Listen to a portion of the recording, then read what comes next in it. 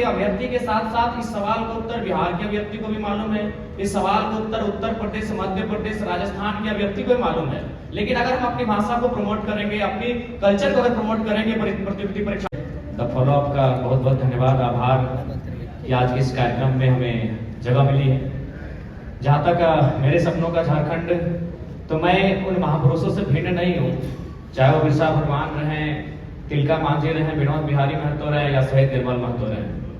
मैं उनसे भिन्न नहीं हूँ। मैंने उन्हीं की परछाई को, उन्हीं के विचारों को आत्मसात करके राजनीति में कदम रखा है। तो मेरा मानना है कि झारखंड अलग राज्य की लड़ाई जिन मुद्दों के साथ लड़ी गई थी वही मेरे मुद्दे होंगे। झारखंड अलग राज्य की लड़ाई में जो सोच के साथ इस राज्य को अलग किया गया था कि जब ये राज्य अलग होगा तो यहाँ के युवाओं के पास क्या अधिकार होगा, जब ये राज्य अलग होगा तो यहाँ के किसानों के पास क्या स्वतंत्रता होगी, मेरे मुद्दे वही होंगे। झारखंड जो हमारे झारखंड के नाम में छुपा दे, झाड़ यानी जंगल, खंड यानी जमीन का एक भूभाग, और हमारी जो निरंतर लड़ाइयाँ रही हैं आदिकाल से, वो इसी विषय को लेकर रही है। तो जब मैं विधानसभा के चुनाव में जाऊंगा, मेरा पहला मुद्दा इस राज्य में एक सुदृढ़ स्थान नीति का रहेगा। क्योंकि मैं जिन क्षेत्रों से आता हूँ वो कोयलांचल का क्षेत्र है। आज भी मैं जब कोयलांचल से होकर आया तो लोगों ने अपनी समस्याओं को लगभग 15-20 आवेदन मेरे पास पड़े।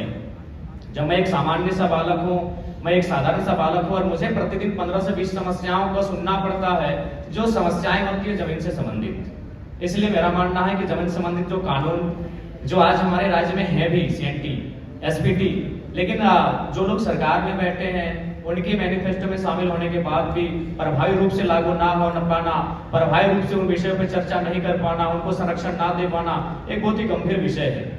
और मेरा मानना यही है, क्योंकि मैं किसान वर्ग से भी संबंध रखता हूँ, एक किसान का बेटा हूँ, तो मेरे हिसाब से जो जमीन संबंधित मुद्दे हैं वो मेरे प्राथमिक मुद्दे होंगे। उसके बाद आज छात्रों की समस्या देख सकते हैं।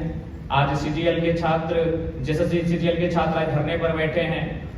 विगत जो पहला एग्जाम हुआ था उस एग्जाम में धांधली हुई, इस एग्जाम में धांधली का मामला सामने आ रहा है। तो निश्चय एक बेहतर नियोजन नीति हो और इस तरीके से एग्जाम को लिया जाए कि धांधली ना हो, गड़बड़ी ना हो, और महत्वपूर्ण सबसे कि अन्य राज्य से लोग जो हमारी हकमारी कर रहे हैं वो कम से कम रुके। उसके लिए मेरे पास मेरी योजना होगी कि हम लोग प्रखंड स्तरीय भाषा के आधार पर एग्जाम लेंगे। क्योंकि भारतीय संविधान आर्टिकल 15-16 इस बात का उल्लेख करता है कि हम जात के आधार पर भेदभाव नहीं कर सकते हैं, हम धर्म के आधार पर भेदभाव नहीं कर सकते हैं, हम उद्गम स्थान के आधार पर भेदभाव नहीं कर सकते, हम लिंग के आधार पर भेदभाव नहीं कर सकते हैं, लेकिन भाषा का कहीं जिक्र नहीं है। तो मेरा मानना है कि सरकार को इस विषय पर सोचना चाहिए। हम लोग अगर सरकार में आते तो इस विषय पर सोचेंगे कि जो प्रतियोगिता की परीक्षाएं होंगे वो हमारी भाषाओं में होंगी। फॉर एग्जाम्पल, जैसे मान के चलिए कोई हिंदी का पेपर आता है परीक्षा में, उसमें एक सवाल आता है कि आंख का तारा इसका मतलब क्या होता है, आग बबूला होना इसका मतलब क्या होता है। तो झारखंड के अभ्यर्थी के साथ साथ इस सवाल का उत्तर बिहार के अभ्यर्थी को भी मालूम है, इस सवाल का उत्तर उत्तर प्रदेश, मध्य प्रदेश, राजस्थान के अभ्यर्थी को भी मालूम है। लेकिन अगर हम अपनी भाषा को प्रमोट करेंगे, अपनी कल्चर को अगर प्रमोट करेंगे प्रतियोगिता परीक्षाओं में, और वहाँ सवाल ये रहेगा, मान के चलिए मैं धनबाद के तोपचांची ब्लॉक से आता हूँ और वहाँ एक मुहावरा चलता है, पखर तरे हाथ करे करे जान। ना ये राजस्थान को समझ में आएगी, ना ये उत्तर प्रदेश को समझ में आएगी। इससे क्या होगा कि नियम भी बना रहेगा और हमारी जो नौकरियों में हकमारी हो रही है वो भी सुरक्षित रहेगा। लेकिन जनाब जी, आपका जो आंदोलन शुरू हुआ वो भाषा के आंदोलन से ही शुरू हुआ। उसमें एक नारा भी लगा कि भोजपुरी भाषा नहीं चलतो।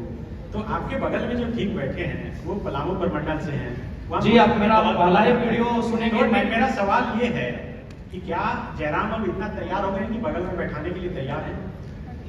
जी, आप मेरा पहला ही वीडियो सुने होंगे, मेरा तर्क सुने होंगे कि धनबाद और बोकारो की सीमा पश्चिम बंगाल से लगती है। यदि यहाँ के ब्लॉक में सटे हुए जो ब्लॉक हैं अगर उनमें कोई अन्य राज्य, तो मैंने कहा कि यहाँ के लोग बांग्ला बोलते हैं, नो डाउट, क्योंकि हमारा मानभूम का इतिहास रहा है। लेकिन आप बिहार की भाषाओं को, उत्तर प्रदेश की भाषाओं धनबाद और बोकारो में लेके आएंगे तो डंके की चोट पर आज भी कह रहे हैं वो बोरो लैंग्वेज है। आप उनको अगर पलामू में लेके आएंगे तो मुझे आपत्ति नहीं है, आप उनको कोडरमा के कुछ प्रखंड में लेके आएंगे मुझे आपत्ति नहीं है। जो बिहार राज्य के सीमावर्ती क्षेत्र हैं, यदि आप वहाँ भोजपुरी मगही की बात करते हैं तो समझ में आता है। धनबाद और बोकारो में लेके आएंगे तो बोरो लैंग्वेज है। क्या जनाब जी कह रहे हैं कि भाषा के आधार पर यहाँ सिलेबस में शामिल हो जानी चाहिए। सानू महतो झारखंडी को लाइक, फॉलो, शेयर, कमेंट करें।